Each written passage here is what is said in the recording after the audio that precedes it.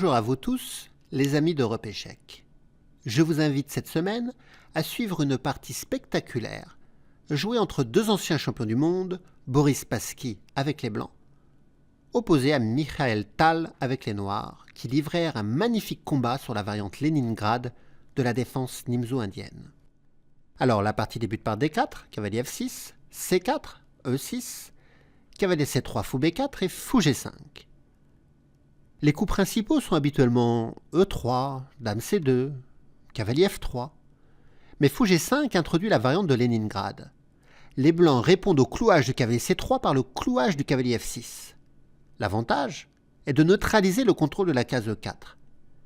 Mais ce coup présente néanmoins l'inconvénient d'exposer le fou de case noire, et le prochain coup va justement le questionner. Les Noirs jouent H6.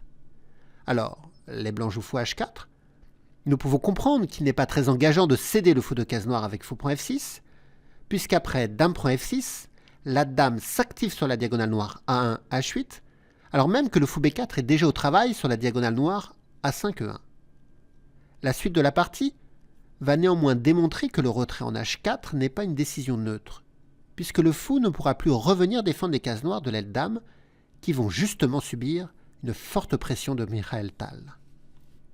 Les Noirs jouent C5, D5 et B5. Les Noirs gambitent le pion B5 pour détruire le centre blanc. Leurs intentions sont claires, se saisir de l'initiative rapidement et attaquer férocement. 22 ans plus tard, le grand Anatoly Karpov fut lui aussi confronté à cette position, qu'il traita avec un style bien différent, beaucoup plus positionnel. Il joua fou prend C3 échec, B prend C3, D6, E3 et E5. Karpov s'est donc délesté de son fou de case noire pour abîmer la structure de pion adverse, et dans sa partie, il érigea une muraille de pions sur les cases noires afin d'étouffer le fou de case noire des Blancs. Alors, revenons à la partie de Michael Tal. Il a joué B5, D prend E6, F prend E6, C prend B5 et D5. Les Blancs jouent E3, petit roc, cavalier F3 et dame A5. Pour le pion de moins, les Noirs ont obtenu les compensations espérées. D'abord, l'initiative et le développement sont aux mains des Noirs. Ensuite, ils ont une masse de pions centraux. Et la pression des cases noires de l'aile dame est bien présente, alors même que le fou H4 semble désœuvré sur l'autre aile. Spassky va d'ailleurs immédiatement procéder à son échange contre le cavalier F6. Fou prend F6, tour prend F6, dame D2 et A6. Afin, non pas de récupérer le pion, mais d'avoir la case C6 disponible pour le cavalier. B prend A6, cavalier C6. Fou E2. Et là, les Noirs jouent le très joli coup D4. La case D4 est pourtant contrôlée une fois de plus par les Blancs. Mais ce coup est coordonné avec le sacrifice de qualité à suivre qui va permettre d'éliminer l'un des défenseurs de la case D4. Les Blancs vont donc devoir rendre du matériel en raison du clouage sur la diagonale A5, E1. Alors, prend D4 et tour prend F3. Le sacrifice de qualité. Fou prend F3 et C prend D4. Après, fou prend C6, D prend C3, ce sont les menaces noires qui sont les plus fortes. C'est pourquoi les Blancs préfèrent sécuriser leur roi et accélérer leur développement et ils jouent petit roc. D prend C3, B prend C3, fou prend C3 et dame D6. L'asymétrie des forces et le jeu très ouvert favorisent l'empoignade tactique et obligent les joueurs à redoubler de vigilance et à être très précis dans leurs calculs. Les Noirs jouent tour prend A6, car fou prend A1 serait une grave erreur. Après dame prend C6, les Blancs visent en effet la tour A8 tout en menaçant dame E8 échec, roi H7 et fou E4 échec avec une attaque gagnante. Donc les Noirs ont joué tour prend A6. Les Blancs prennent en C6, fou prend C6 et les Noirs jouent fou B4. Ils gagnent une pièce puisque le fou chasse la dame de la défense du fou C6. Dame B8, tour prend C6, tour AC1. Pour rétablir l'équilibre matériel, les Blancs misent sur les pressions conjointes sur la colonne C, la 8e rangée contre le fou C8 cloué.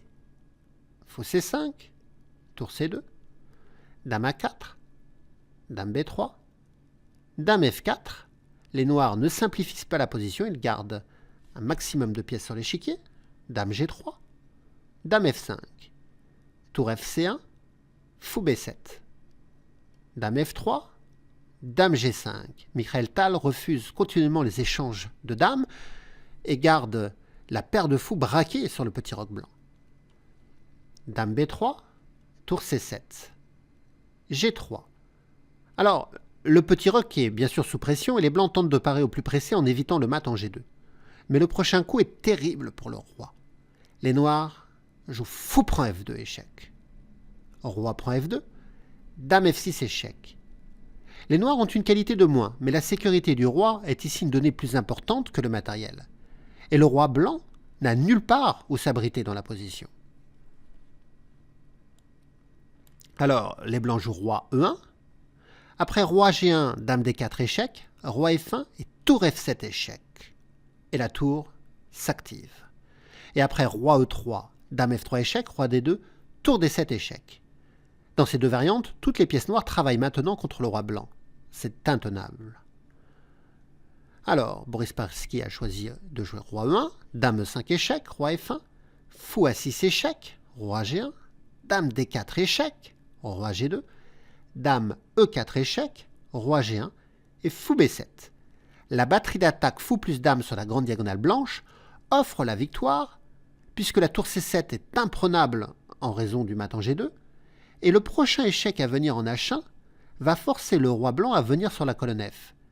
Et cela permettra ainsi à la tour noire de se joindre à l'attaque. Donc les blancs jouent H4, Dame H1 échec, roi F2, tour F7 échec, roi E2, Dame E4 échec, et Spassky abandonne car l'attaque se concrétise vite après Dame E3 fou A6 échec, roi D2, tour D7 échec.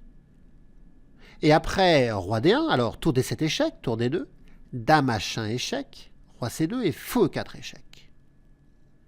J'espère que vous avez apprécié cette attaque particulièrement dynamique dans le pur style du magicien de Riga, Michael Tal.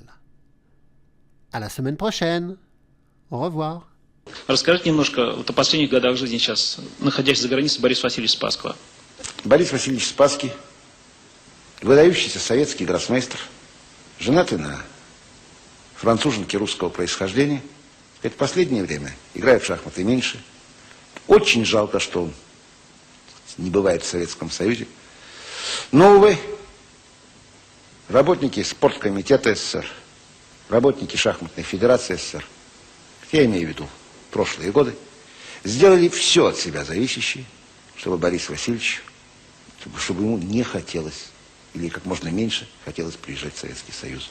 Он очень хотел играть на спартакиадах народов СССР, он очень хотел играть на всесоюзных турнирах, но оказывалось, что он был не нужен. А кульминация была перед матчем века. Матчем века, который был не только и не столько спортивным соревнованием, сколько праздником советских шахмат, сколько выставкой советских шахмат. И вот экс-чемпиону мира, выдающемуся советскому гроссмейстеру, не нашлось места среди ведущей десятки. Смешно, смешно. Нелепо, нелепо. Грустно, очень грустно. И вот сейчас Борис Спасский возглавляет команду Франции. Но его опыт, его авторитет привели к тому, что некогда дремавшая шахматная жизнь во Франции сейчас очень активна. Что французы уже, по-моему, со времен Наполеона они так активно не выступали. Сейчас они играют успешно в Олимпиадах, попали в Кубок мира. Вот что делает один человек. Нам остается очень жалеть о том, что Борис Спасский стал вторым шахматистом Франции после Александра Алехина.